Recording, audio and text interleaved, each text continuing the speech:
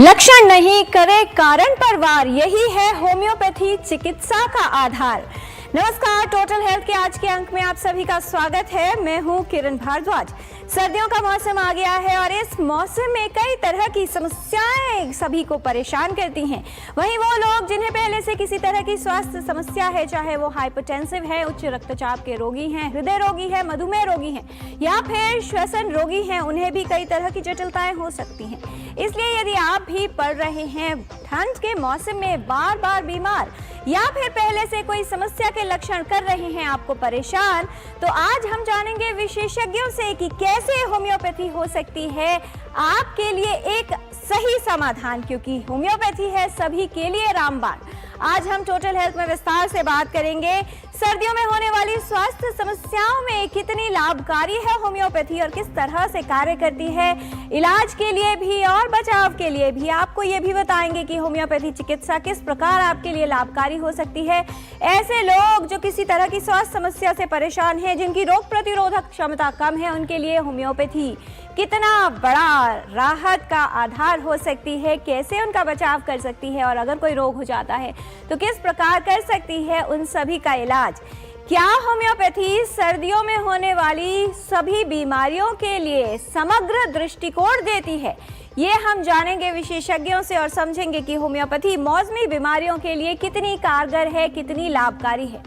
क्या सर्दियों के मौसम का प्रभाव हमारी इम्यूनिटी यानी रोग प्रतिरोधक क्षमता पर पड़ता है? क्या सर्दियों के मौसम में रोग प्रतिरोधक क्षमता कमजोर हो जाती है? जानेंगे क्या कहते हैं होम्योपैथी के विशेषज्ञ और साथ ही उनसे ये भी समझेंगे कि इस मौसम में श्वसन एलर्जी और संक्रमण जो होते हैं, कहा जाता है किसी को संक्रमण हो गया है तो किसी को श्वसन एलर्जी, इन दोनों में क्या अंतर है और इनसे राहत में, इनसे बचाव में होम्योपैथी किस तरह से कार्य करती है। संक्रमण हो या फिर श्वसन एलर्जी, किस प्रकार होम्योपैथी से लाभ हो सकता है। क्या ठंड के मौसम में मानसिक स्वास्थ्य पर भी प्रभाव पड़ता है? कुछ लोगों को थका थका या उदासी महसूस होती है, क्या ये ठंड का प्रभाव है? जिन लोगों को पहले से अवसाद या डिप्रेशन है, क्या उनके लक्षण बिगड़ सकते हैं और ऐसे में होम्योपैथी कैसे कार्य करती है और इससे क्या लाभ या राहत मिल सकती है। होम्योपैथी चिकित्सा का एक अच्छा विकल्प है, लेकिन कुछ लोग ये मानते हैं कि अगर एक्यूट इलनेस है तो शायद होम्योपैथी का प्रभाव उतना अच्छा नहीं होगा। होम्योपैथी में एक्यूट या क्रॉनिक बीमारियों में इन दोनों में से किसमें अधिक असरदार है, या फिर इन दोनों अवस्थाओं में ही होम्योपैथी का उपयोग किया जा सकता है? दोनों में होम्योपैथी से लाभ हो सकता है, जानते हैं विशेषज्ञों से। होम्योपैथी एक सरल चिकित्सा पद्धति है। क्या होम्योपैथी में रोग को ठीक करने से पहले उसके लक्षणों को जटिल किया जाता है, यानी पहले सिम्टम्स अग्रवेट होते हैं और फिर इलाज शुरू होता है? ये भी हम विशेषज्ञों से समझेंगे, क्योंकि बहुत सारे लोगों को ऐसा लगता है कि यदि उन्होंने होम्योपैथी चिकित्सा शुरू की तो जो लक्षण हैं वो पहले बढ़ जाएंगे और उसके बाद ही रोग ठीक होना शुरू होगा। कितनी सच्चाई है इस बात में, ये हम विशेषज्ञों से जानेंगे। होम्योपैथी दवाओं में पोटेंसी की बात होती है। पोटेंसी क्या है और इसका महत्व क्या होता है? अलग अलग पोटेंसी की दवाएं किस तरह से होम्योपैथी में कार्य करती हैं? क्या जो दवा बच्चों को दी जाएगी और बड़ों को दी जाती है, उनकी पोटेंसी में कोई अंतर होता है?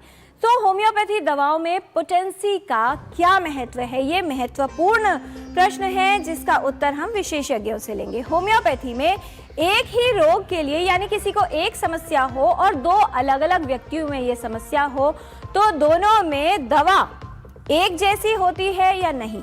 यदि अलग दवा दी जाती है तो इसका क्या कारण है कि अगर किसी को बुखार है, सर्दी जुकाम है, दो अलग अलग व्यक्तियों को ये समस्या होगी, तो क्यों होम्योपैथी में उन व्यक्तियों को सेम यानी एक समान समस्या के लिए अलग अलग दवा दी जाती है? इसके पीछे क्या तथ्य है ये भी समझेंगे। होम्योपैथी में कई रूप में दवा दी जाती है, चाहे पिल्स हो, ड्रॉप्स या पाउडर। क्या इनमें से कोई एक अधिक प्रभावशाली होता है? क्या अगर व्यक्ति अधिक बीमार हो या जल्दी राहत की आवश्यकता हो तो उसे पिल्स दी जाएंगी, ड्रॉप्स यानी लिक्विड में दवा दी जाएगी, या पाउडर का प्रयोग किया जाएगा? क्या जो दवा का रूप है और उसका प्रभाव है, उन दोनों में कोई संबंध है, यानी इन तीनों में से कोई रूप जल्दी कार्य करता है? क्या होम्योपैथी में प्रिवेंटिव मेडिकेशन भी होता है? सर्दियों के मौसम में एक बड़ी राहत हो सकती है यदि व्यक्ति की रोग प्रतिरोधक क्षमता मजबूत हो और वो बीमार ही ना पड़े। तो ऐसे में होम्योपैथी दवाएं किस तरह से सहायक सिद्ध हो सकती हैं, कैसे कार्य कर सकती हैं, ये तमाम बातें आपको बताएंगे आज टोटल हेल्थ के डिस्कशन में। जानकारी की शुरुआत करते हैं एक रिपोर्ट से और ये समझ लेते हैं कि सर्दियों का मौसम किस प्रकार हमारे स्वास्थ्य पर प्रभाव डालता है और कौन सी वो समस्याएं हैं जिनकी संभावना बढ़ सकती है।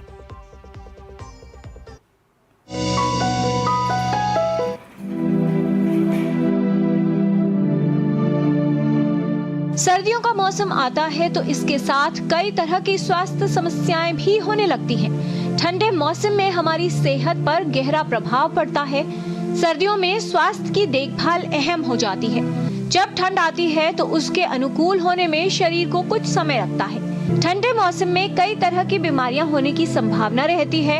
श्वसन समस्याएं हो सकती हैं और वो लोग जिन्हें पहले से कुछ विशेष प्रकार की स्वास्थ्य समस्याएं हैं उनकी जटिलताएं भी बढ़ सकती हैं। ऐसे में सर्दियों के मौसम में खुद को स्वस्थ रखने के लिए होम्योपैथी एक अच्छा विकल्प है। सर्दियों से संबंधित रोगों के इलाज में होम्योपैथी चिकित्सा काफी लाभदायक है। होम्योपैथी एक प्रभावशाली चिकित्सा पद्धति है जो किसी भी रोग का मानसिक, शारीरिक और भावनात्मक स्तर पर उपचार करती है। साथ ही बीमारियों से लड़ने के लिए रोगी की रोग प्रतिरोधक क्षमता को भी बढ़ाती है। होम्योपैथी रोग का नहीं बल्कि रोगी का इलाज करती है। होम्योपैथी कठिन से कठिन रोगों का इलाज करने में सक्षम है। होम्योपैथी में उपचार शुरू करने से पहले रोगी की पूरी जानकारी ली जाती है। होम्योपैथी दवाएं सुरक्षित है और इनके साइड इफेक्ट्स नहीं होते। होम्योपैथी एक वैज्ञानिक चिकित्सा पद्धति है जो इलाज में काफी प्रभावशाली है। यदि आप भी सर्दियों के मौसम में स्वस्थ रहना चाहते हैं, रोगों से बचाव करना चाहते हैं, तो होम्योपैथी को अपनाएं और स्वास्थ्य को बेहतर बनाएं। किरण भारद्वाज, डीडी न्यूज।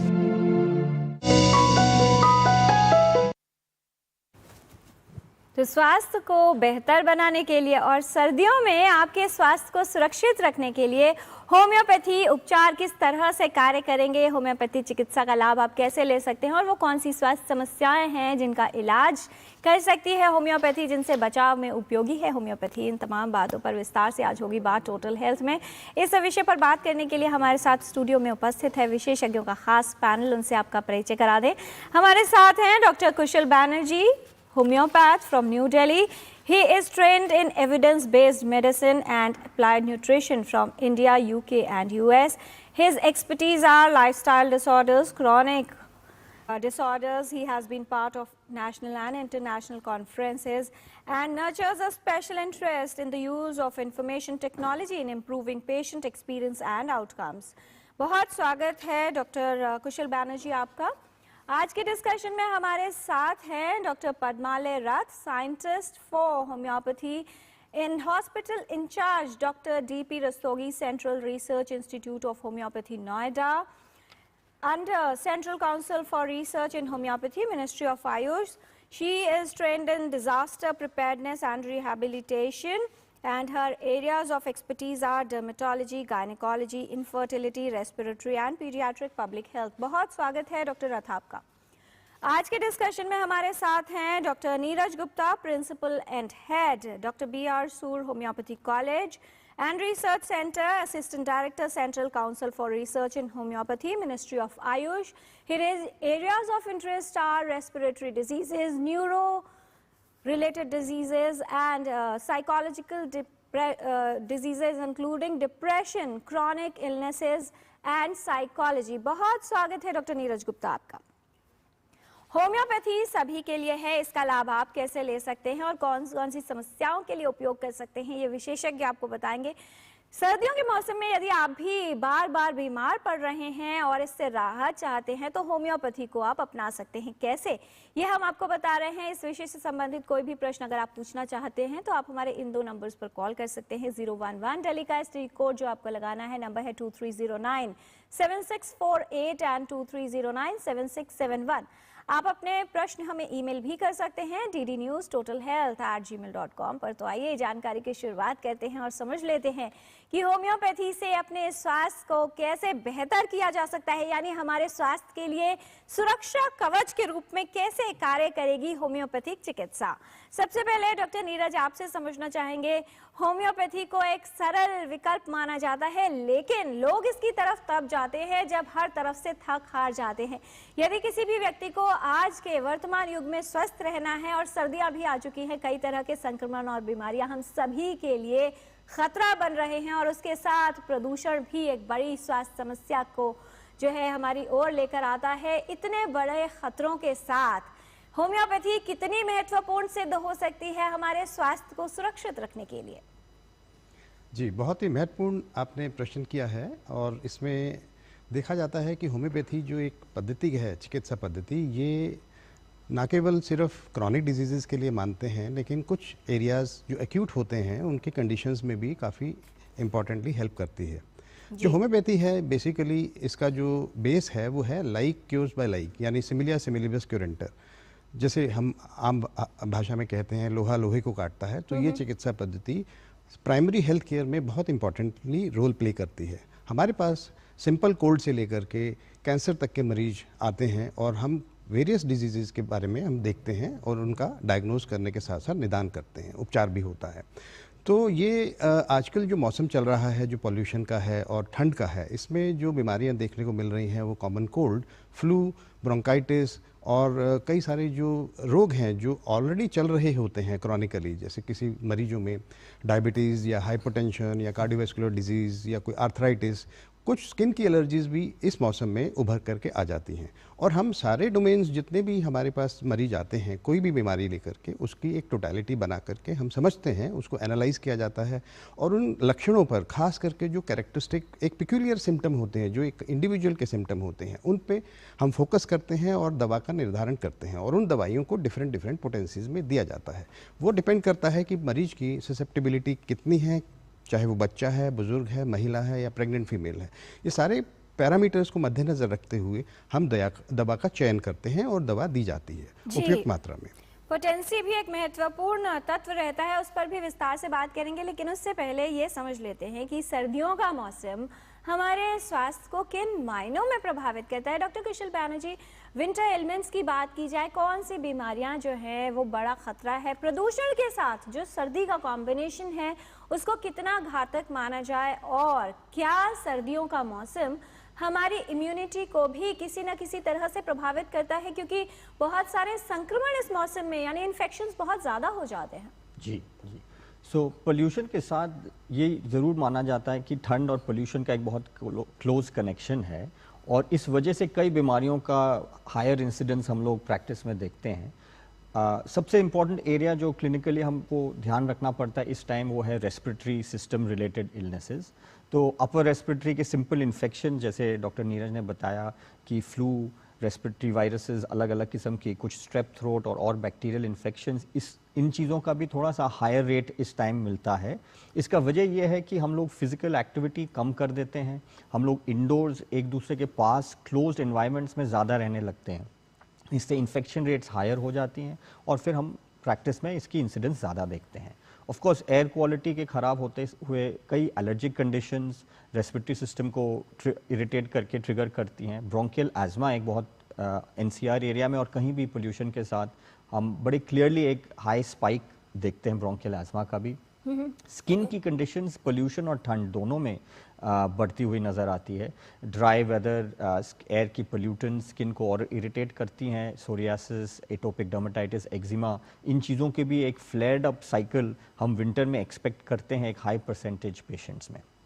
इम्यूनिटी पे भी इम्पैक्ट इस वक्त माना जाता है थोड़ा आता है, क्योंकि अगेन हमारी थोड़ी लाइफस्टाइल, ये जनरली देखा जाता है कि विंटर टाइम में लाइफस्टाइल लोगों का ख़राब होने लगता है।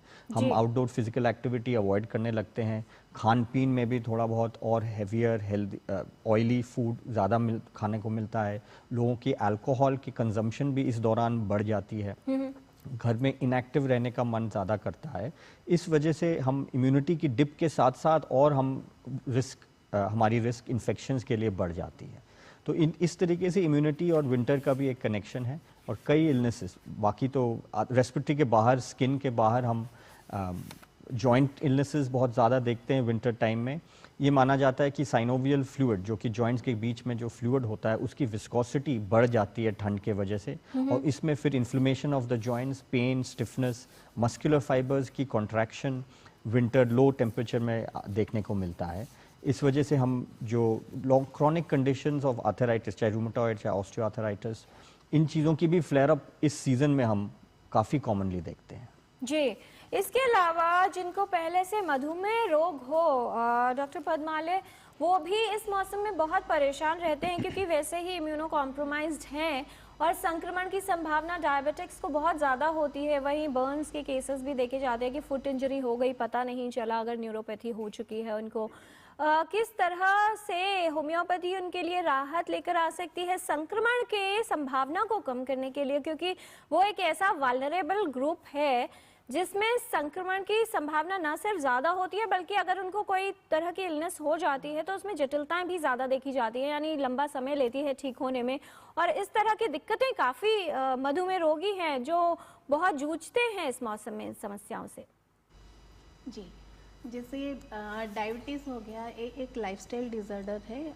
एक्चुअली डायबिटीज़ को हम अपने डाइट रेजिम में भी कंट्रोल कर सकते हैं, और डायबिटिक जो है वो भी प्री डायबिटिक होती है, प्रॉपर डायबिटिक होती है, और एक अनकंट्रोल लेवल की डायबिटिक होते हैं। तो इन लोगों का ट्रीटमेंट भी डिफरेंट तरीके से होती है। और यहाँ पे जो प्री डायबिटिक है उनका वही डाइट को हम अगर कंट्रोल करेंगे, उनका रेगुलर मोबिलिटी बढ़ाएंगे, थोड़ा सा योग एक्सरसाइज करेंगे मॉडरेट डोज में, तो फिर उनका ये सारा चीज़ कंट्रोल हो सकती है। तो इसमें भी हम साथ में कुछ होम्योपैथिक मेडिसिन भी दे सकते हैं। और जैसे कंट्रोल डायबिटीज़ है जिनका मतलब शुगर लेवल 150 तक फास्टिंग रहती है कि उनका HbA1c जो है वो 6.2 तक रहती है, तो उन लोगों को हम होम्योपैथिक दवाई से भी मैनेज कर सकते हैं। और जिनका साथ में हम डाइट का भी केयर रखेंगे और उनको एक्सरसाइज के लिए भी बताएंगे।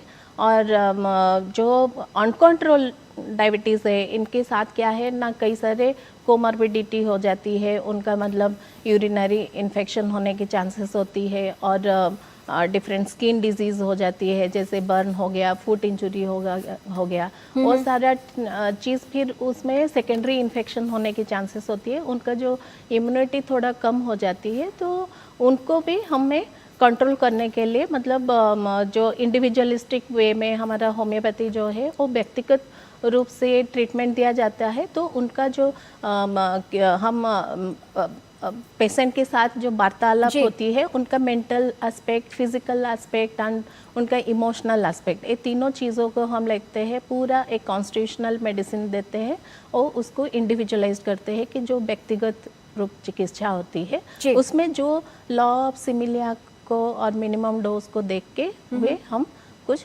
दवाई देते हैं, उसका चयन होती है। तो फिर उसके साथ फिर हम उनका वही डाइट पे भी कंट्रोल करेंगे कि जैसे लो कार्बोहाइड्रेट लेंगे, थोड़ा प्रोटीन लेवल बढ़ाएंगे, फैट ऑयली थिंग्स को कम लेंगे, उसमें साथ में विटामिन मिनरल्स उसको भी ऐड करेंगे।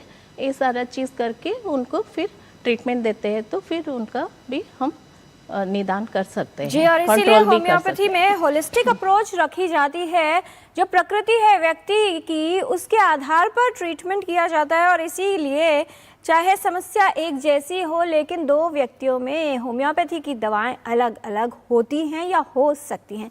एक कॉलर है दिल्ली से फिलहाल हमारे साथ, शेर सिंह जी हैं फोन लाइन पर। स्वागत है आपका, पूछिए सवाल।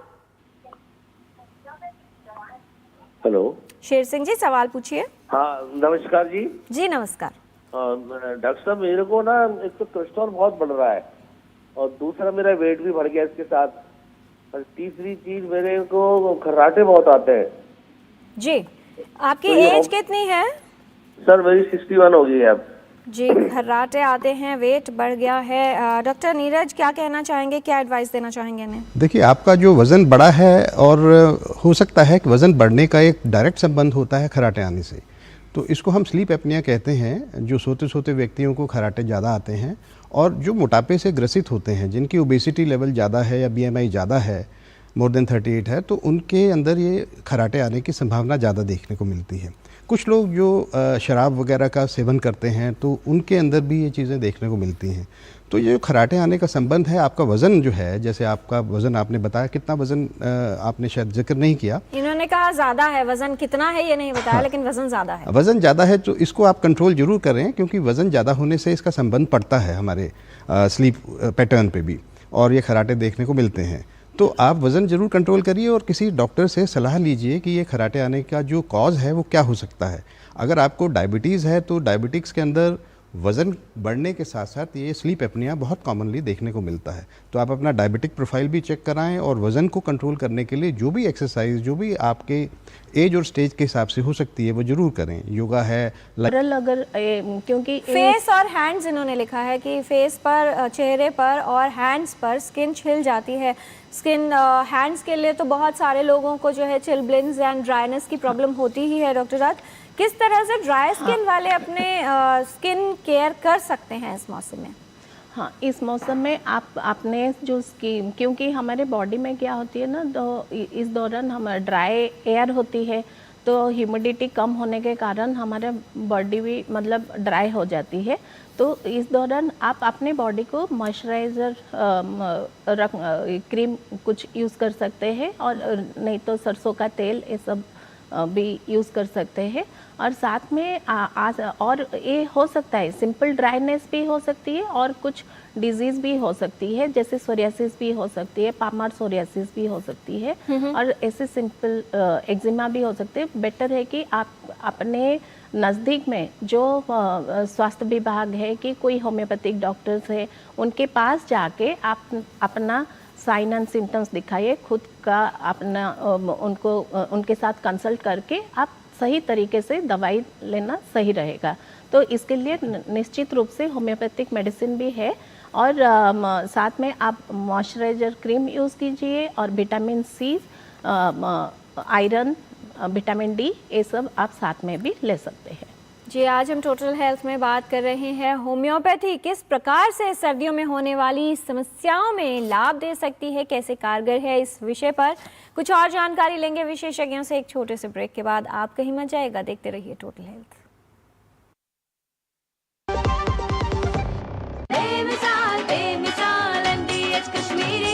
लाल रंग इसका अपार, तीखा कम है फिर भी स्वाद। बेमिसाल बेमिसाल MDH कश्मीरी, और कम दाल पर असली दाल। MDH कश्मीरी लाल मिर्च पाउडर। बेमिसाल बेमिसाल MDH कश्मीरी, MDH।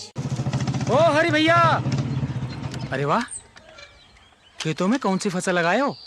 12 महीने कमा कर दे ऐसी फसल। क्या? मैंने नया व्यवसाय शुरू किया है। उसके लिए पैसे? इसमें किसी निवेश की जरूरत ही नहीं। अच्छा, मुखिया जी। अरे मुखिया जी, नमस्ते। अरे हरी, कब आ रहे हो? आप बस चलिए, मैं पहुंचता हूं। अब मैं LIC एजेंट हूं। LIC एजेंट बनो, अब बड़ा सोचो। हमारी वेबसाइट पर जाएं या अपनी नजदीकी LIC शाखा से संपर्क करें।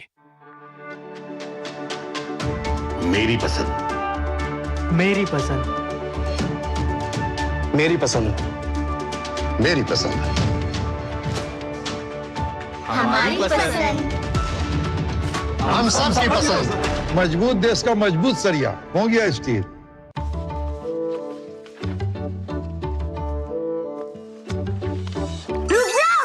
ये क्या है? असली नोट? ब्रो, ये फटा है। सुन, कते फटे पुराने नोट को बैंक ब्रांच में एक्सचेंज कर सकते हैं। वाह, नया नोट मिलेगा? हाँ, जिससे तू हमें पिज्जा पार्टी देगा। RBI कहता है, स्मार्ट बनो, कूल रहो।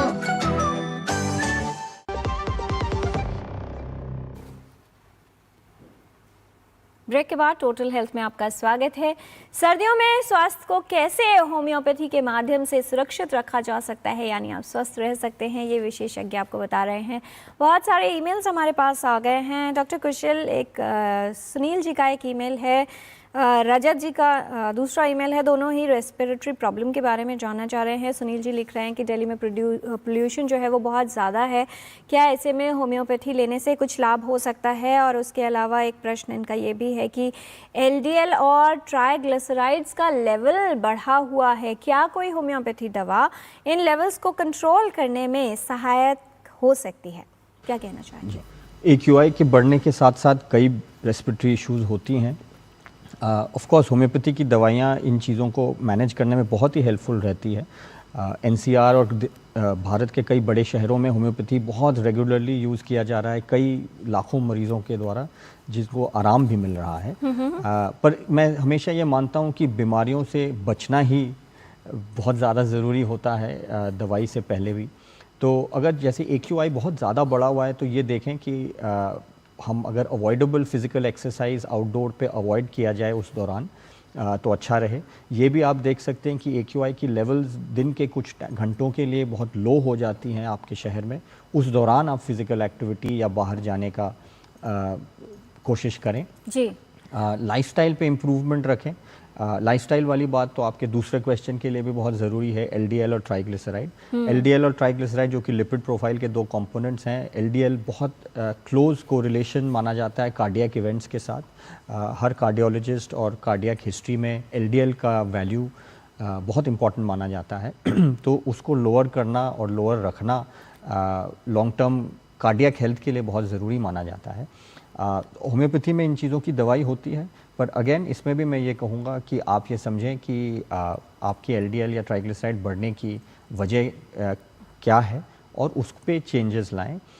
ट्राइग्लिसराइड जनरली जब हम लिपिड प्रोफाइल कोलेस्ट्रॉल की बात करते हैं, लोग तेल तला हुआ खाने पीने पे गौर करते हैं, जो कि बहुत ज़रूरी है। पर मिठाई भी एक बहुत इंपॉर्टेंट सोर्स है जिसकी मेटाबॉलिज्म के दौरान ट्राइग्लिसराइड शरीर बनाती है। तो मिठाइयों का अगर कंजम्पशन, शुगर ना बढ़ के भी अगर मिठाइयों का कंजम्पशन कम रखा जाए, प्लस तला हुआ और तेल का इस्तेमाल, ये दो चीज़ अलग से समझना ज़रूरी है कि हमारे घर की कई सब्जियां या अलग किस्म के खाने के पदार्थों में तेल बनता है जो कि तला हुआ नहीं कहा जा सकता है, बट तेल का इस्तेमाल बहुत ज़्यादा हो सकता है जी। तो अगर इसीलिए जो डीप फ्राइड खा रहे हैं, और ऐसे लोग भी जो सर्दियों में बहुत ज़्यादा चाय पीना पसंद करते हैं, बहुत सारा मीठा उसमें डाल देते हैं, उनको भी सतर्क रहने की आवश्यकता है। महाराष्ट्र से फिलहाल शेख जहीर हमारे साथ फोन लाइन पर हैं। शेख साहब बहुत स्वागत, क्या जानना चाहते हैं आप? मैडम, मेरे पापा की एज 75 है और उनको अस्थमा की बहुत तकलीफ है, तो क्या उसका इलाज अच्छे है? जी डॉक्टर नीरज, जैसी सर्दी हो जाती है, राइट। अस्थमा के लिए क्या विकल्प हो सकता है होम्योपैथी में? बहुत सारे लोग हैं जो हर तरह के मेडिसिन ट्राई करके थक हार जाते हैं डॉक्टर नीरज, क्योंकि चाहे नेबुलाइजेशन करना पड़े, इनहेलर्स भी नहीं लेना चाहते हैं कुछ लोग, और बहुत सारे लोग हैं जो बार बार जिनको अटैक्स भी आते हैं। क्या कहना चाहेंगे, इस मौसम में कितना ख्याल रखने की आवश्यकता है? वेदर विंटर्स में जबकि AQI यानी क्वालिटी एयर की जो है बहुत ज़्यादा ख़राब हो रही है, स्पेशली दिल्ली NCR में। अब आपके महाराष्ट्र में तो मुझे नहीं पता कैसा है, लेकिन फिर भी ये क्वालिटी जो एयर की ख़राब होती है पॉल्यूशन की वजह से, ये जितनी भी हमारी रेस्पिरेटरी इलनेसेस हैं, स्पेशली अस्थमा, दमा या COPD, तो ये सरफेस पे आती हैं। इनमें काफ़ी जिसको कहते हैं ना इंसिडेंस बढ़ जाते हैं। और जैसे आपकी उम्र आपने शायद 75 के करीब बताई है, तो बुज़ुर्गों के अंदर ये ज़्यादा संभावना देखने को मिलती है कि उनका अस्थमा एक्सेसरबेट हो जाता है, बढ़ जाता है। तो इसमें आप जो भी दवाएं ले रहे हैं अपने डॉक्टर से कंसल्ट करते हुए वो आप लेते रहें। जहाँ तक होम्योपैथी का संबंध है, होम्योपैथी में भी बहुत अच्छी चिकित्सा हमारे पास दवाइयाँ उपलब्ध हैं, लेकिन आपको किसी होम्योपैथिक डॉक्टर के पास जाकर के कंसल्ट करने की आवश्यकता है। बाकी रही बात, जैसे आपको ठंड से बचने का पूरा रखना चाहिए। अगर पॉल्यूशन है तो मास्क लगा के जाएं बाहर, और क्वालिटी अपनी एयर की देखते हुए आप अपने बाहर जाने का वो रख सकते हैं। दूसरा मैं कहूँगा कि जैसे आपने बात की कि क्या होम्योपैथी में इसका उपचार संभव है? बिल्कुल संभव है। आप ज़रूर अपने किसी भी निकटतम डॉक्टर के पास जाकर के अपना सारा पुराना जितना भी आपके रिकॉर्ड हैं उसको दिखाएं। हो सकता है एक्सरे की ज़रूरत पड़े, एक्सरे अगर हुए हैं तो वो आप दिखाएं। एक टेस्ट होता है स्पायरोमेट्री, जिसको लंग फंक्शन टेस्ट हम देखते हैं उसमें कितनी आपकी लंग कैपेसिटी है, वो जानकारी हमें चाहिए होती है। उसके सारे रिपोर्ट्स के हिसाब से और आपके लक्षणों के हिसाब से दवा का निर्धारण किया जाएगा। और आप बेफिक्र रहिए, आपकी बिल्कुल जो भी है उपचार संभव हो सकता है होम्योपैथी में। दूसरा मैं कहना चाहूँगा कि आप खान पान का बिल्कुल ध्यान रखें, उम्र के हिसाब से ज़्यादा भारी चीज़ें ना लें, और जो डाइजेस्टेबल ईजी फूड है, स्पेशली वेजिटेरियन फूड है, फ्रूट्स हैं, कॉमनली जो वेजिटेबल्स हैं, ग्रीन वेजिटेबल्स हैं, वो आप ज़्यादा इस्तेमाल करें। और विटामिन सी का इसमें प्रयोग कर सकते हैं, वो ज़्यादा इम्पैक्ट करता है हमारी एलर्जीज़ और जो अस्थमा की प्रॉब्लम्स हैं। आप अपना स्टीम वगैरह भी ले सकते हैं, भाप ले सकते हैं, नेबुलाइजेशन तो एक ऑप्शन है ही है, लेकिन अगर आप वो नहीं लेना चाहते तो स्टीम लीजिए और अपने डॉक्टर से कंसल्ट करते हुए दवाइयों का बिल्कुल आप उपचार वो ले सकते हैं, दवाई ले सकते हैं। जी, इससे जुड़ा एक और सवाल है डॉक्टर पद्मालय, राजेश सहगल जी का सवाल है। वो ये कह रहे हैं कि जैसे ही सीज़न चेंज होता है, यानी सर्दियों से गर्मियों की तरफ आता है, फरवरी मार्च में इनको एलर्जी हो जाती है ट्री पोलन से, इनको बहुत समस्या होती है जो फ्लावरिंग सीज़न होता है उसमें, और हर साल इस समय ये परेशान ही रहते हैं। यानी कई तरह की दवाइयाँ इन्होंने अपनाई है। क्या इसके लिए कोई परमानेंट सॉल्यूशन हो सकता है, क्योंकि जगह छोड़ना तो पॉसिबल नहीं है इनके लिए?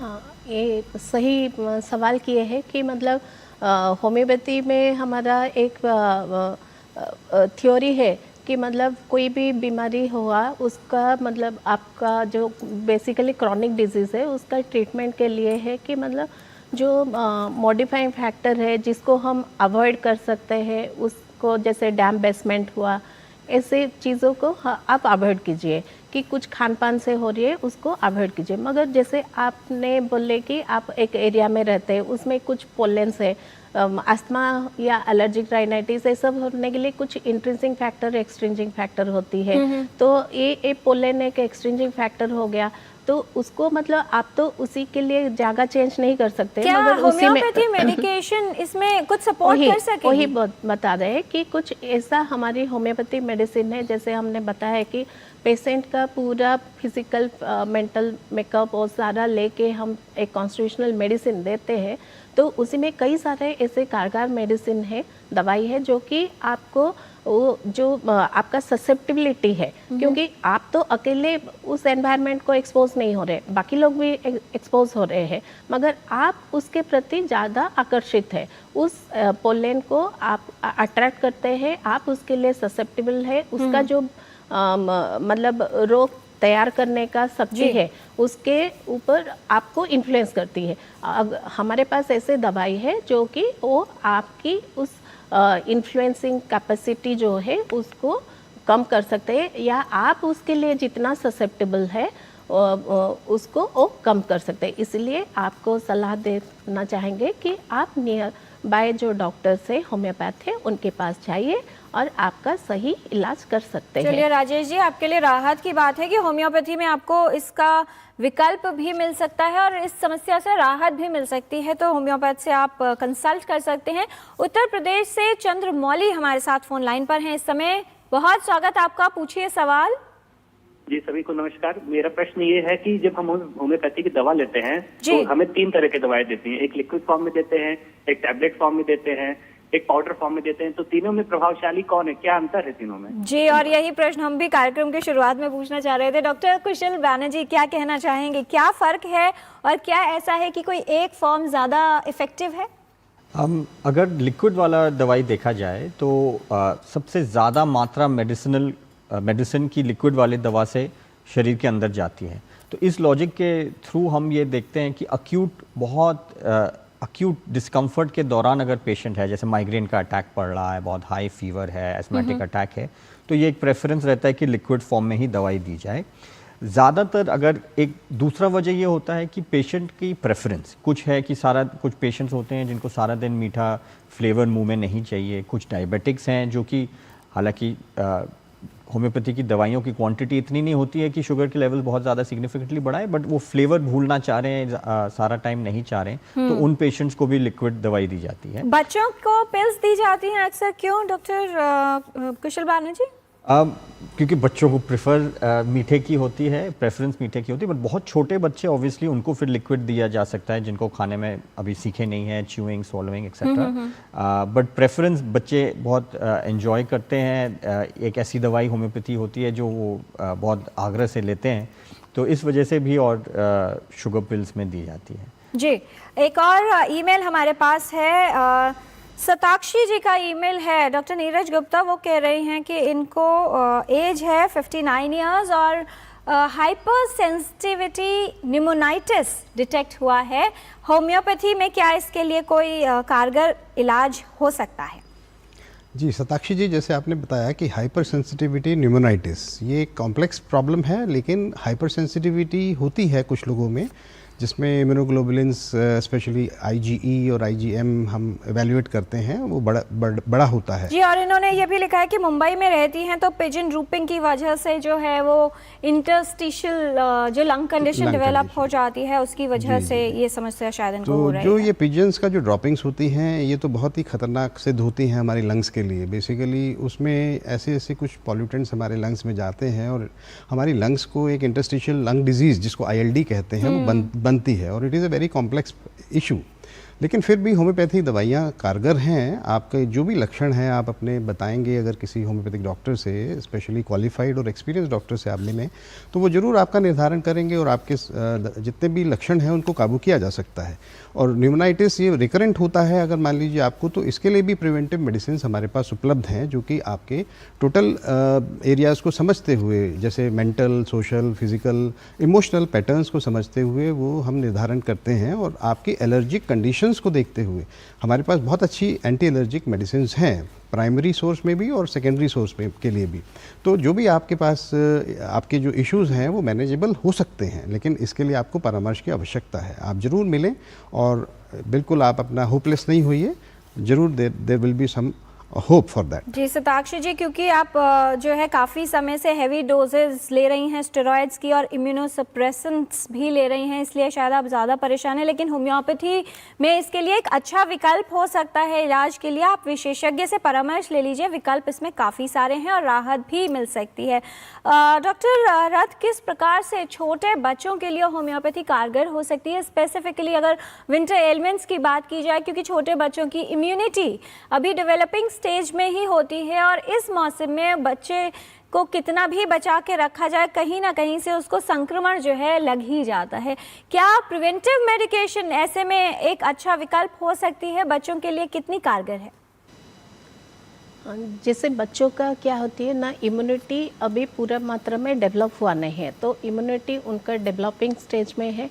तो उसी टाइम पे वो, क्योंकि वो एक एनवायरनमेंट से दूसरे एनवायरनमेंट को आए, तो दूसरे एनवायरनमेंट जो बाहर जगत को आए, बहुत सारे पॉल्यूटेंट को वो एक्सपोज हो रहे हैं, तो आहिस्ता आहिस्ता उनके लिए वो आकर्षित होकर कुछ मेडिसिन बीमारी हो रही है।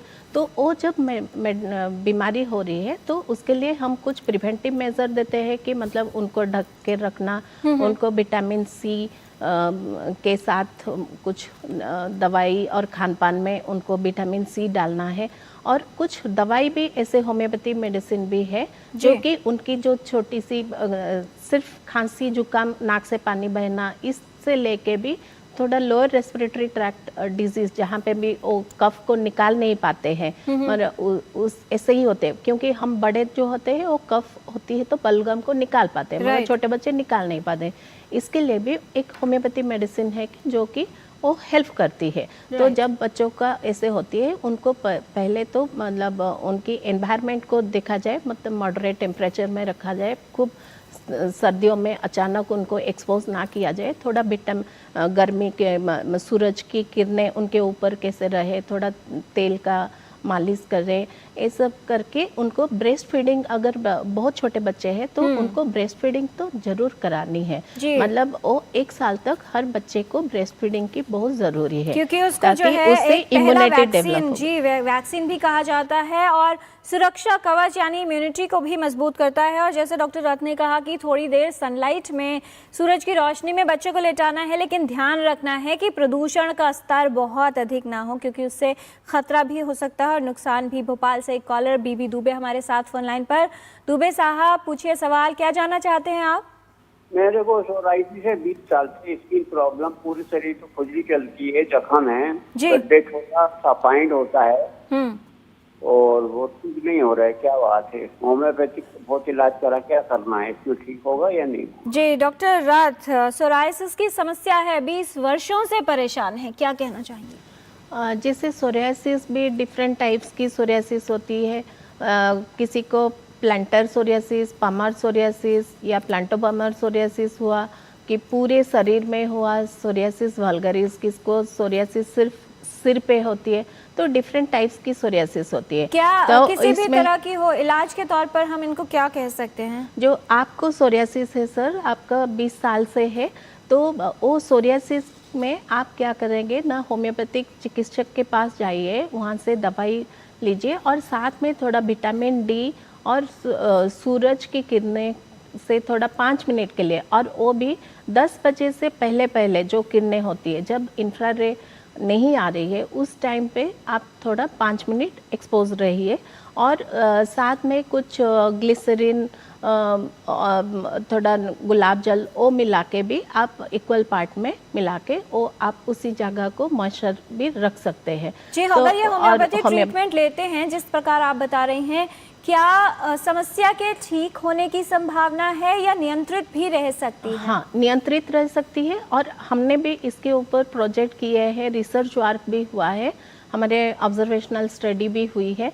इसमें हमें मिला है कि जो ऑलमोस्ट 60% लोगों का वो नियंत्रण में रहा है, और 20% लोगों का हमने पूरे मात्रा में, अभी और स्टडी हुआ था 2014 से लेके आज तक, उन लोगों को 20% की क्षेत्र में उनका रिपीट नहीं हुआ है।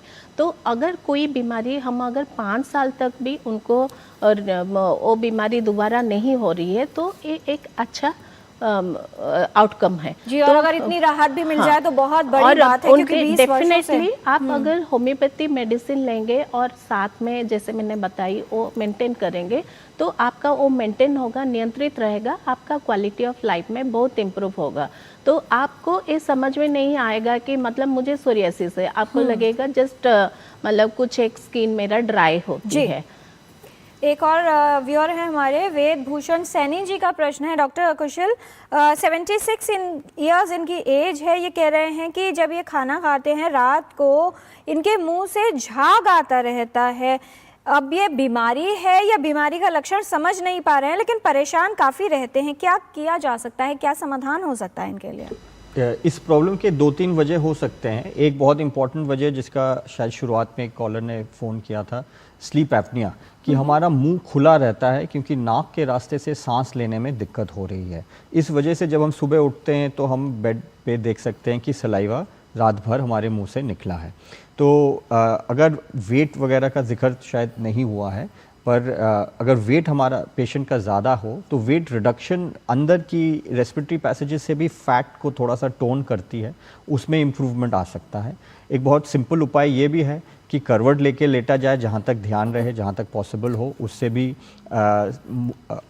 एक किस्म का पोस्चर इस तरीके का हो जाता है कि नेज़ल ब्रीदिंग थोड़ा इजी हो जाता है, और उससे भी फिर मुंह खोलने की ज़रूरत नहीं होती, फिर उसमें भी सैलिवेशन कम। और भी दूसरे वजह हैं, कुछ दवाइयों की इंड्यूस्ड भी इंक्रीज सैलिवेशन होती है, तो वो ज़रूर अच्छे कोई डॉक्टर के पास जाके अपना पूरा चेकअप कराएं कि कोई सिस्टेमिक इलनेस, कोई लाइफस्टाइल इलनेस अंदर नहीं चल रही हो। जी, वैसे इन्होंने लिखा है कि शुद्ध शाकाहारी हैं और किसी तरह की और समस्या नहीं, लेकिन फिर भी अगर आप इस तरह के लक्षणों से परेशान हैं वेद जी, तो एक होम्योपैथ से आप मिल लें, आपकी डिटेल्ड हिस्ट्री लेकर वो जान लेंगे कि समस्या का कारण क्या है, और उसी के आधार पर ही आपको इलाज दिया जाएगा। डॉक्टर नीरज, बहुत सारे लोग हैं जिनके प्रश्न आ रहे हैं कि पैर ज़मीन पर रखते ही छींकें आने लगती हैं, साइनस की समस्या इस मौसम में बढ़ जाती है, क्या कहना चाहेंगे? क्योंकि रेस्पिरेटरी प्रॉब्लम्स एक बड़ी समस्या है और तमाम उम्र के लोग इससे किसी ना किसी तरह से परेशान रहते हैं। आजकल तो ये भी देखा जा रहा है कि गले में खराश, थोड़ी सी हॉर्स वॉइस, इरिटेशन होना बहुत कॉमन हो जाता है, क्योंकि इस जगह पर जो है पोल्यूशन का स्तर भी है और साथ भी ठंड का भी प्रभाव है। कैसे ये समझ लें कि समस्या क्यों हो रही है और इसके लिए किया क्या जा सकता है? देखिए, जो आपने बात की है कि साइनस हो जाता है या पैर ज़मीन पे रखते ही सुबह छींकें आती हैं, तो ये इसका डायरेक्ट संबंध है हमारी ससेप्टिबिलिटी से, और इम्यूनिटी कहीं ना कहीं कॉम्प्रोमाइज़ है। ये कुछ एलर्जिक रिएक्शन भी हो सकता है कि जैसे कुछ व्यक्तियों को, खास करके बच्चों को देखते हैं हम कि सुबह सुबह बहुत ज़्यादा छींकें आती हैं, नाक से पानी का आना और आँखों के लाल हो जाना, आँख से भी पानी आता है। तो एलर्जिक राइनाइटिस एक बीमारी होती है, वो हो सकती है। और जो आजकल के जो पॉल्यूशन स्पेशली दिल्ली एनसीआर में है या और कुछ एरियाज़ में हो सकता है कुछ स्टेट्स में, उसका डायरेक्ट लिंक हमारे लंग्स पे पड़ता है और हमारी जो अपर रेस्पिरेटरी ट्रैक्ट है उस पर डायरेक्ट इफेक्ट, और धीरे धीरे जाकर के वो लोअर रेस्पिरेटरी ट्रैक्ट में भी इम्पैक्ट करता है। हम देखते हैं कि जो आजकल पर्टिकुलेट मैटर की बात होती है, 2.5 माइक्रोमीटर एक होता है और एक पर्टिकुलर मैटर पीएम जिसको 10 बोलते हैं। तो पर्टिकुलर मैटर जो पीएम 2.5 माइक्रोमीटर है वो ज़्यादा नुकसान पहुँचाता है हमारी लंग हेल्थ को। डॉक्टर नीरज, बहुत सारे लोग हैं जो कई तरह के सिरप्स, इनहेलर्स और न जाने क्या क्या ऑलरेडी यूज करते हैं, तो उनको लगता है कि बहुत पीरियोडिक, मतलब अभी इंस्टेंट रिलीफ तो मिल गया लेकिन समस्या नहीं जाती।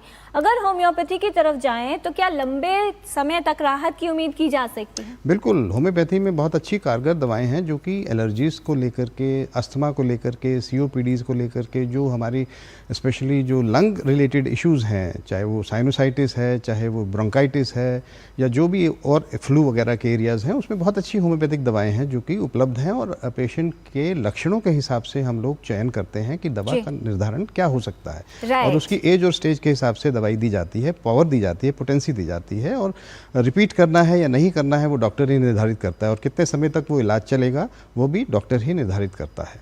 इसीलिए ये मान लिया जाए कि होम्योपैथी दवाओं के साइड इफेक्ट नहीं होते, फिर भी आपको अपना डॉक्टर खुद नहीं बनना है, ना अपनी मर्जी से कोई दवा शुरू करनी है और ना ही बंद करनी है।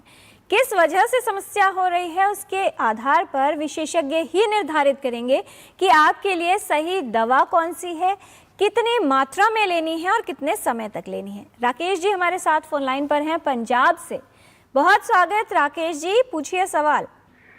हाँ सर, मुझे प्रोस्टेट ग्रेड 1 है, रात को बार बार बाथरूम जाना पड़ता है, तो इसे नींद डिस्टर्ब होता है। दवाई होम्योपैथी भी लिए, एलोपैथी लिए, लेकिन कोई मूवमेंट सुधार नहीं है। जी, आपकी एज कितनी है राकेश जी? 56 जी। डॉक्टर कुशल बैनर्जी, प्रोस्टेट की समस्या भी इनको हो सकती है, प्रोस्टेट एनलार्जमेंट भी बढ़ती उम्र में देखा जाता है, क्या एडवाइस करना चाहेंगे इन्हें? 40 प्लस जेंट्स में प्रोस्टेट का साइज़ एक रेट पे सालों साल बढ़ना नॉर्मल माना जाता है। अगर वो बहुत ज़्यादा तेज़ी से बढ़ रहा है तो दिक्कतें पैदा करता है। और किस तरीके से मीडियन लोब प्रोस्टेट की अगर बड़ी होती है तो वो उतना, अगर प्रोस्टेट नहीं भी बड़ा हो पर क्योंकि मीडियन लोब बड़ा है वो डायरेक्ट ब्लैडर के ऊपर प्रेशर डालती है, उन पेशेंट में सिम्टम्स थोड़ा ज़्यादा देखी जाती हैं। तो पूरे तरीके से एक मान लीजिए 50 साल के पेशेंट का प्रोस्टेट का साइज़ दवा से 20 साल के पेशेंट के साइज़ का नहीं करा जा सकता है, पर अगर सिम्टम्स को बहुत अच्छे से मैनेज करा जाता है।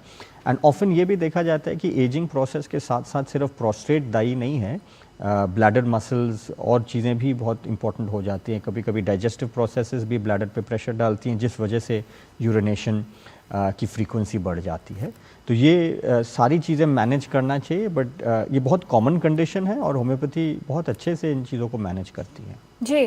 डॉक्टर नीरज, कितना प्रभाव पड़ता है हमारे मानसिक स्वास्थ्य पर? देखा जाता है कि बहुत सारे लोग जो है सर्दियों के मौसम में थोड़ा सा थकावट, मूड स्विंग्स और एनर्जी लो रहना प्रेफर करते हैं। वहीं अगर पहले से कोई अवसाद की गिरफ्त में होता है, उनके सिम्टम्स भी इस मौसम में बिगड़ने लगते हैं। क्या कहता है होम्योपैथी इस पर? जी, पहले तो मैं बात करना चाहूँगा जो इस मौसम में अवसाद यानी डिप्रेशन हो सकता है। एक कंडीशन होती है जिसको हम SAD कहते हैं, यानी सीजनल अफेक्टिव डिसऑर्डर। जब सनलाइट हमारे को प्रॉपर नहीं मिलती है तो हमारे हार्मोन्स लेवल में कुछ चेंजेस आते हैं। कई बार क्रॉनिक स्ट्रेस की वजह से भी कुछ कॉर्टिसोल एक हार्मोन होता है वो बढ़ने को देखने को मिलता है, जिसका इफ़ेक्ट हमारे बॉडी पर पड़ता है। चिड़चिड़ापन, मूड स्विंग्स, ये सारी चीज़ें होने की संभावना होती है। और मोस्टली लोग क्योंकि अंदर रहते हैं, सोशल आइसोलेशन सफ़र करते हैं, ज़्यादा बाहर नहीं जा पाते हैं किसी वजह से, ठंड की वजह से खास करके। तो क्या होता है कि सोशल आइसोलेशन में अपने अंदर ही रहना और अपने जो घर में बन रहा है उसी का इस्तेमाल करना, और पकवान ज़्यादा खाया जाता है, फ्राइड स्टफ़ ज़्यादा खाया जाता है, तो इसका डायरेक्टली और इनडायरेक्टली इफ़ेक्ट हमारे मानसिक अवस्था पर भी पड़ता है। तो सोशल आइसोलेशन के लिए हमें कनेक्टेडनेस रहना ज़रूरी है, स्पेशली जब क्वालिटी ऑफ एयर अच्छी हो तो हमें बाहर भी जाना है, अपने दोस्तों से, अपने परिवार के संबंधियों से मिलना जुलना बनाए रखना है। और कई बार जैसे हम देखते हैं कि दिल्ली जैसे शहर में ग्रैब 4 लगता है, जिसमें हाइब्रिड मोड से लेकर के कुछ क्लासेस तक जो हमारी वो होती हैं बिल्कुल ऑनलाइन मोड पे कर दी जाती हैं, तो बच्चे इंडोर ही रहते हैं, तो उनका जो सोशल एक वो होता है सोशलाइजेशन, उसमें इम्पैक्ट पड़ता है। तो वहाँ पर भी मूड स्विंग्स, बच्चों के अंदर चिड़चिड़ापन होने की संभावना ज़्यादा रहती है, वो ज़्यादा ऑब्स्टिनेट हो जाते हैं, स्टबॉर्न हो जाते हैं, और ये चीज़ें इम्पैक्ट करती हैं हमारी मानसिक हेल्थ को। तो मानसिक हेल्थ के लिए बहुत ज़रूरी है कि हम अपने विटामिन डी को पूरा लें, या जब भी सनलाइट हमारे को अवेलेबल हो, सनलाइट में बैठें, तो उसका भी इम्पैक्ट हमारे बॉडी पर पड़ता है। और होम्योपैथी मेडिसिन से लाभ होगा? बिल्कुल होता है। होम्योपैथिक मेडिसिन हमारे मानसिक एरिया में, साइकेट्री एरिया में बहुत ही वंडरफुल काम करती हैं, स्पेशली जब उनके किसी भी व्यक्ति का हम emotional pattern, psychological pattern, behavioural pattern को अंडरस्टैंड करते हैं, तो उसके मद्देनज़र रखते हुए दवाई का चयन करते हैं, और जो भी दवाई कॉन्स्टिट्यूशनल निकलती है उसका बहुत इम्पैक्ट आता है। जी जी, बहुत आवश्यक है कि अगर कोई समस्या है तो उसका समाधान ढूंढा जाए, और बहुत सारी समस्याओं का एक समाधान है होम्योपैथी, जिसको आप कई तरह से प्रयोग कर सकते हैं, अलग अलग समस्याओं से राहत पा सकते हैं। कैसे, ये बता रहे हैं विशेषज्ञ। यहाँ पर लेते हैं एक छोटा सा ब्रेक के बाद कुछ और जानकारी होम्योपैथी और सर्दियों में बेहतर स्वास्थ्य के विषय में। आप देखते रहिए टोटल हेल्थ। अदरक की हुई कुटाई, चाय की पतीली चढ़ाई, कैसी बनी चाय? सिर्फ अदरक से चाय का स्वाद नहीं आएगा। नहीं आएगा बेटा, चाय का असली टेस्ट MDHD+ से ही आएगा। लौंग, हरी इलायची से भरपूर MDH टींकस मसाला। मसाले सच MDH।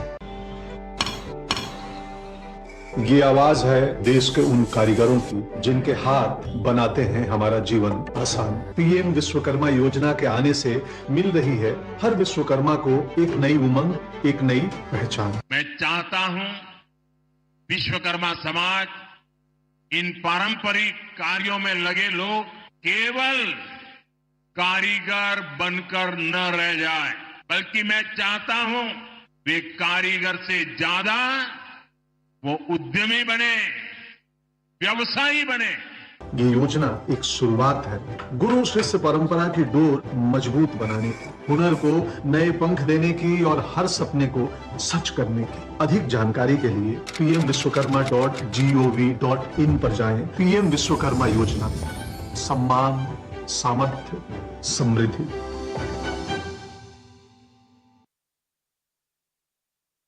जब धरती चीर कर निकलता है लोहे का पत्थर और मिलता है मोंगिया के जोश से, फिर तपता है, पिघलता है और बनता है फौलाद।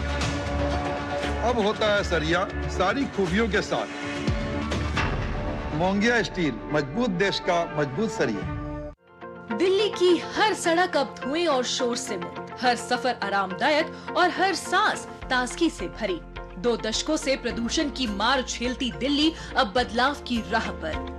स्वच्छ हवा और बेहतर जीवन के लिए दिल्ली की नई सरकार लगातार ठोस कदम उठा रही है। सिर्फ 10 महीनों में 1350 ई बसों के जरिए साफ हवा, सुरक्षित सफर, जीरो एमिशन, शांत और आधुनिक CCTV, GPS और पैनिक बटन जैसी स्मार्ट सुविधाओं के साथ ये बसें हर दिन धुआं, धूल और प्रदूषण को कम कर दिल्ली को बनाती है स्वस्थ और हरियाली भरा शहर। दिल्ली सरकार का लक्ष्य सरल है, हर सांस साफ, हर सफर सुरक्षित और दिल्ली प्रदूषण मुक्त। मुख्यमंत्री रेखा गुप्ता के नेतृत्व में नई हवा, नई ऊर्जा, नई दिल्ली। पता है, लोग अक्सर मुझसे पूछते हैं कॉल सेंटर का स्टेडी जॉब क्यों छोड़ा? I wanted more out of life. बस मैंने अपना स्टार्टअप शुरू किया। जानना चाहोगे कैसे? Then start up your own business as an LIC agent. यहाँ सब कुछ है, great products, zero investment, leading organization and unlimited opportunities. तो क्या आप तैयार हैं? LIC एजेंट बनो, अब बड़ा सोचो। हमारी वेबसाइट पर जाएं या अपनी नजदीकी LIC शाखा से संपर्क करें। ब्रेक के बाद टोटल हेल्थ में आपका स्वागत है। आज हम बात कर रहे हैं होम्योपैथी और सर्दियों में स्वास्थ्य समस्याओं में किस तरह से कार्य करती है, कैसे उनसे बचाव में उपयोगी है। इस विषय पर विशेषज्ञों का खास पैनल हमारे साथ डॉक्टर कुशल बैनर्जी, डॉक्टर पद्मालय रथ, डॉक्टर नीरज गुप्ता। कुछ और जानकारी ले लेते हैं चलते चलते विशेषज्ञों से। क्या बहुत सारे लोग डॉक्टर कुशल ये मानते हैं कि सर्दियों में नहीं सिर्फ गर्मियों में ही होम्योपैथी कारगर है, क्या कहना चाहेंगे एक वाक्य में? जी नहीं, ये एकदम सही नहीं है। पूरे साल हर सीजन में होम्योपैथी कारगर है। बहुत सारे लोगों का मानना है कि क्रॉनिक कंडीशन यानी लंबी बीमारी के लिए तो होम्योपैथी अच्छी है, लेकिन एक्यूट स्टेज में काम नहीं करती। डॉक्टर रथ? नहीं, ये एकदम भ्रांति है, जो मिथ है। तो ये बहुत होम्योपैथी एक्यूट और क्रॉनिक डिजीज अगर सही चयन होगा वो ठीक से कारगर होगी। डॉक्टर नीरज, क्या होम्योपैथी दवाएं दूसरी दवाओं के साथ नहीं ली जा सकती? नहीं, ऐसा नहीं है। दवाई ले सकते हैं, किसी का कोई दुष्प्रभाव दूसरी पद्धति पर नहीं पड़ता है। हमारी जो मेडिसिन हैं they are safe, non toxic and non addictive. Homeopathy दवाएं लक्षणों का इलाज करती है या कारण का? डॉक्टर कुशल? होम्योपैथी कारण का इलाज करती है और लक्षण को बहुत अच्छे से मैनेज करती है सर। क्या छोटे और बड़े लोगों के लिए दवा की पोटेंसी अलग होती है डॉक्टर रथ? हाँ, ये अलग होती है। कभी मगर वो वही होम्योपैथी चयन कर सकते हैं। यूजुअली छोटे बच्चों में हम छोटे डोज में देते हैं, पोटेंसी लोअर पोटेंसी में जी। और बड़े लोगों को जो एडल्ट है उनका इम्यूनिटी स्ट्रांग है तो उनको हम हायर पोटेंसी में 200 से शुरू कर सकते हैं। डॉक्टर नीरज, क्या होम्योपैथी दवाओं में सप्लीमेंट्स भी होते हैं और एक वाक्य में क्या संदेश देना चाहेंगे आप? देखिए, homeopathic medicine itself is complete. तो आजकल न्यूट्रास्यूटिकल्स आ रहे हैं, कुछ हर्बल एरियाज को डेवलप किया जा रहा है, होम्योपैथी का रूप दिया जा रहा है। तो वन लाइनर ये रहेगा कि आप होम्योपैथिक डॉक्टर के पास जाएं, कंसल्ट करें, वही आपको निर्धारित करेगा कि आपको क्या दवा निर्धारित की जा सकती है और क्या किससे आपका रोग मुक्ति पा सकते हैं। डॉक्टर रात, क्या कहना चाहेंगी? होम्योपैथी अपनाने के लिए लोग थोड़ा सा हिचकिचाते हैं, एक वाक्य में आपका संदेश। होम्योपैथी को आप सब अभी WHO ने भी देखे हैं कि वर्ल्ड में एलोपैथी के बाद होम्योपैथी ही ज़्यादा यूज़ हो रहे हैं, लोग उसको आदृत कर रहे हैं। तो आप सभी होम्योपैथी के लिए जाइए क्योंकि ये सेफ होती है। अगर भी इसका कुछ दुष्प्रभाव है वो बहुत मिनिमम डोज में दिया जाता है, इसलिए मिनिमम होती है। तो आप डेफिनेटली होम्योपैथी को अपना सकते हैं। डॉक्टर कुशल बैनर्जी, किस तरह से हमारे स्वास्थ्य के सुरक्षा कवच के रूप में होम्योपैथी कार्य कर सकती है, खास तौर पर सर्दियों के मौसम की बात की जाए तो? एक इम्यूनिटी इम्प्रूव करके बहुत प्रोटेक्टिव इफेक्ट करती है, बहुत ही हेल्पफुल है विंटर में होम्योपैथी। बहुत धन्यवाद इस तमाम जानकारी के लिए डॉक्टर कुशल बैनर्जी, डॉक्टर पद्मालय रथ, डॉक्टर नीरज गुप्ता। आप सभी का विस्तार से विशेषज्ञ ने आपको बताया है कि किस तरह से आप अलग अलग समस्याओं के लिए एक रामबाण विकल्प यानी होम्योपैथी को अपना सकते हैं। दूर करती है कारण को, जड़ से करती समाधान। अपनाइए आप भी होम्योपैथी को, और क्योंकि ये है सरल यानी आसान। होम्योपैथी को आप अपना सकते हैं। ये कोई मैजिक नहीं है, लेकिन एक साइंटिफिक टेक्नोलॉजी है, एक ऐसी चिकित्सा पद्धति है जो कई जटिल से जटिल रोगों के इलाज में काफ़ी कारगर है। इसलिए होम्योपैथी को अपनाना है, लेकिन एक सही विशेषज्ञ से पूछकर ही आपको होम्योपैथी की दवा लेनी है। आज बहुत सारे ईमेल्स हमारे पास आए हैं जिसमें से काफ़ी सारे हम कार्यक्रम में शामिल नहीं कर पाए, वो हम पहुंचा देंगे विशेषज्ञों तक, और जल्द ही होम्योपैथी पर एक और कार्यक्रम आपके लिए अवश्य करेंगे। टोटल हेल्थ के आज के कार्यक्रम में इतना ही। हमारी पूरी टीम को दीजिए अनुमति। नमस्कार।